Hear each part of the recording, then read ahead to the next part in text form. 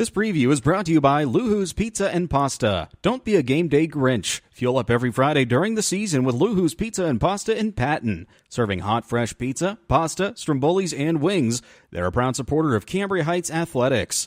Open daily from 11 to 10. Find them along McGee Road in Patton, just down the road from Cambria Heights High School. And by the Ream Miller VFW Post 7783 in St. Benedict, a proud supporter of Cambria Heights Athletics.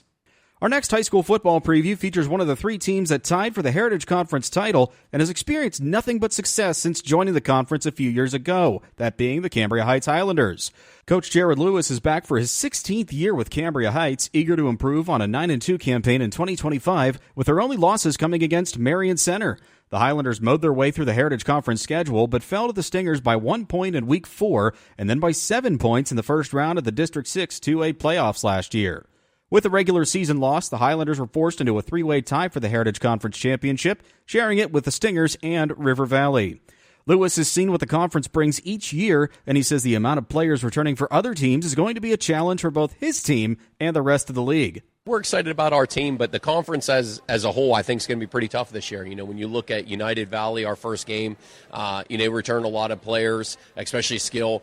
River Valley returns a lot. Marion Center, obviously, was our, kind of the team that really, beat us twice last year. Couldn't seem to figure them out. And they return a lot, and also Northern Cambria. And some of the other teams here as well. I mean, there's a lot of experience in our conference. Some of the leading rushers, some of the leading players on offense and defense are all returning. So that's going to make the conference very strong this year. One positive for Coach Lewis and his staff is that they returned plenty of starters from last year's squad. While that might make it easier for game planning, the coach says knowing his team's identity will be defined as the year goes on.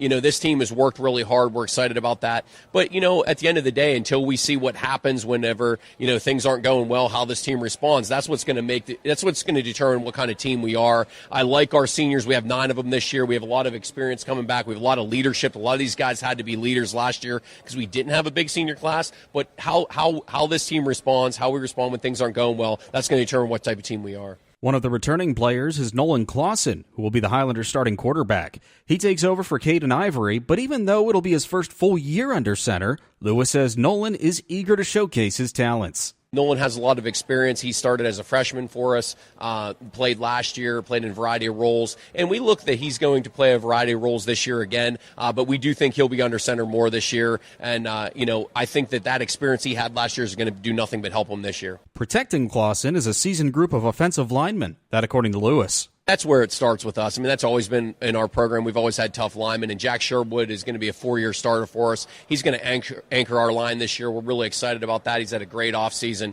Nate Wood's coming back in his second year starting, and he's a guy that played inside for us and outside. We're looking at him probably more at tackle this year. And then Justin Glennis was a first-year starter last year. Really come on it towards the end of the year, and I think he's getting better for this year. In addition to that, Ethan Fox was a kid who played for us a little bit last year, and as a senior this year, we're looking forward to step up. And then we have Dom Conrad, a sophomore, Connor Spangler, a sophomore, and Dylan Rappa Jr., all kind of competing for those jobs. And we think at the end of the day, that's going to make us better. You obviously need depth as well, so we're looking to develop those guys. Defensively, the Highlanders have plenty of depth coming back from last year's team, which only allowed 143 points and held opponents to single-digit scoring in 6 of the 10 weeks. We're okay with that. If teams want to run away from that, Jack Sherwood was someone that come on really towards the end of the year.